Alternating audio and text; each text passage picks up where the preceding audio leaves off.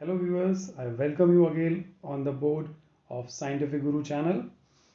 आज का जो टॉपिक है कोविड-19 की बेसिक मेडिसिन्स और उनके बारे में पूरी जानकारी, मतलब कौन सी मेडिसिन्स यूज़ की जा रही है कोविड डिजीज़ में अगर वो कोई पॉजिटिव है या एक्सपोज्ड है, और उनके क्या रोल हैं जो कि हमको कोविड-19 की डिजीज़ को फाइट करने में हेल्प करते हैं। तो चलिए देखते हैं एक एक करके मेडिसिन की लिस्ट और उसके बारे में। ये एक कॉमन लिस्ट है, अगर आपके पास देखे होंगे ये बहुत सर्कुलेट हो रही है कि आप अगर कोविड पॉजिटिव हो या अगर आप एक्सपोज्ड हुए हो तो आपको एक लिस्ट दे दी जाती है कि आप ये मेडिसिन स्टार्ट कर दो, जिसमें कि बहुत सबसे पहले कॉमन ड्रग है, that is paracetamol. Then antibiotics हैं जिसमें एजिथ्रोमाइसिन, डॉक्सीसाइक्लिन दी जाती हैं, दो एंटीबायोटिक्स। देन उसके बाद आइवरमेक्टिन रिकमेंडेड है, मॉन्टीलेयर एलसी रिकमेंडेड है, डेक्सोना दैट इज़ स्टेरॉइड है, विटामिन सी आपने बहुत देखा होगा, that is Limcee, Zincovit and FabiFlu अगर रिकमेंडेड है बाय द फिजिशियन। तो ये तो एक इन जनरल लिस्ट है जो मेडिसिन दी जा रही हैं। अभी एक एक करके हम देखते हैं कि कौन सी मेडिसिन हमको क्या रोल प्ले कर रही है टू फाइट अगेंस्ट कोविड। अगर हम सबसे पहली मेडिसिन के बारे में बात करें जो कि है पैरासीटामोल, ये जनरली 650 mg एडल्ट डोज दी जा रही है। अगर किसी एडल्ट एज के ग्रुप के हैं तो उनको 650 बोला जा रहा है कि आप एटलीस्ट दिन में 3 बार लो, या फिर अगर फीवर आ रहा है तो आप 4 बार 5 बार भी ले सकते हैं, बिकॉज पैरासीटामोल बहुत ही सेफ ड्रग है। अब आप सोचेंगे कि पैरासीटामोल क्या वायरस को किल करने में यूज़ होती है? नहीं, ये आपको सबको पता होगा। ये एक सिर्फ फीवर करने के लिए फीवर कम करने में काम आएगी, that is only anti inflammatory action, analgesic action, और ये सेंट्रली एनाल्जेसिक इफेक्ट दिखाती है।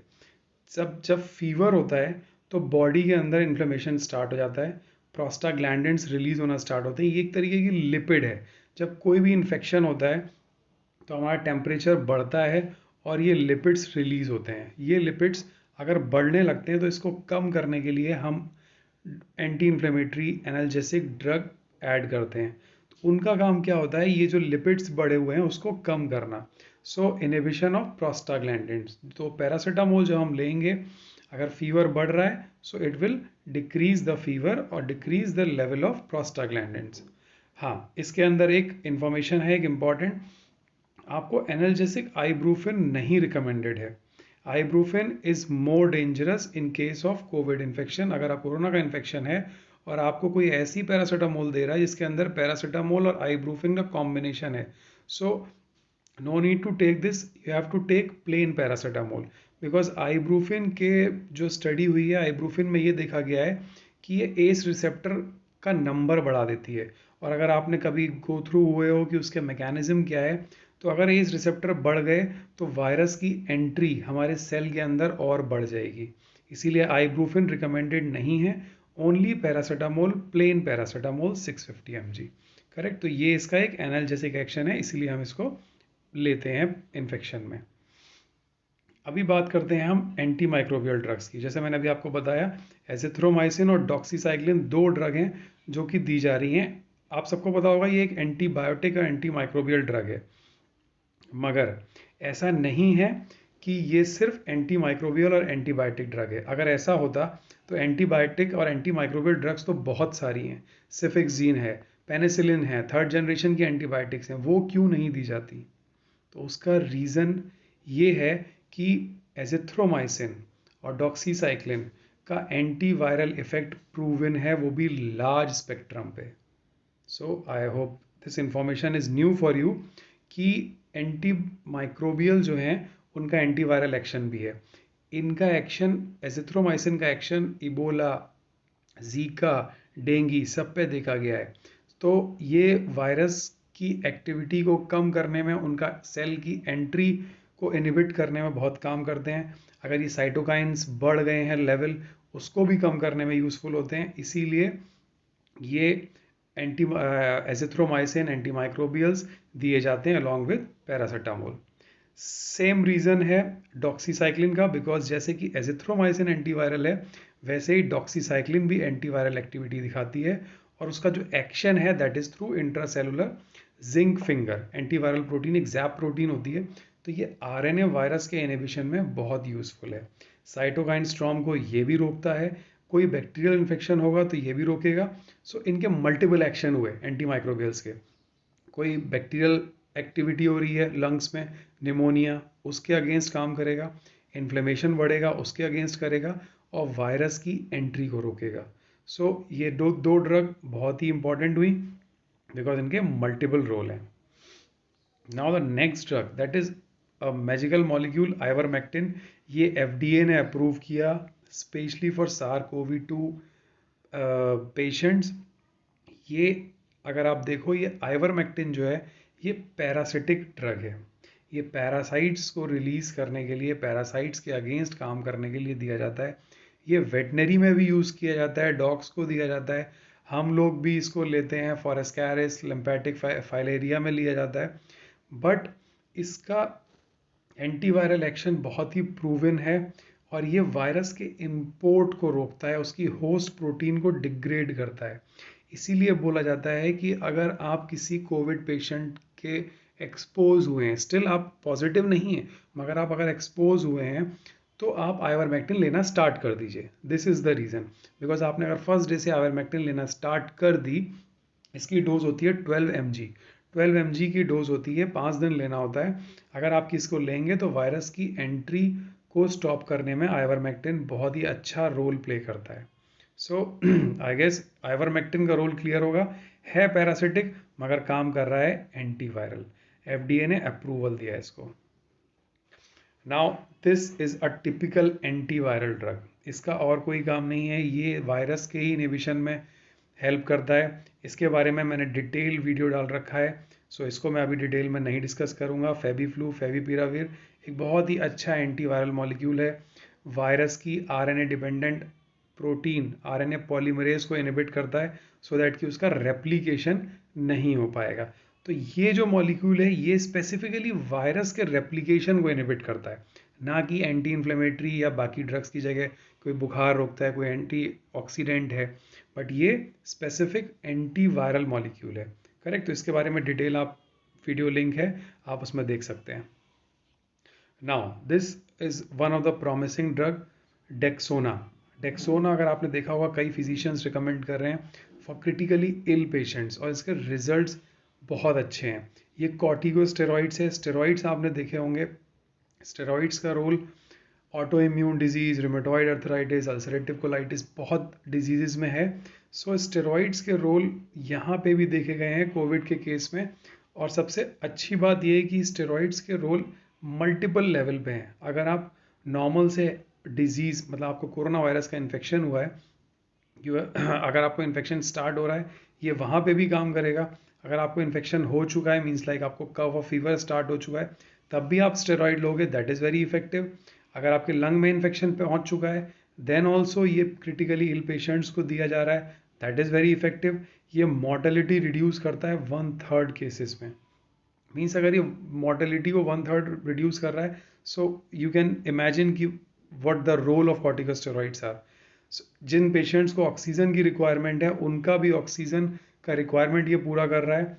सो डेक्सोमिथासोन डेक्सोना 6 mg का टैबलेट आता है, और 10 डेज की इसकी डोजिंग है। Correct, so it's an anti inflammatory and immuno suppressant drug.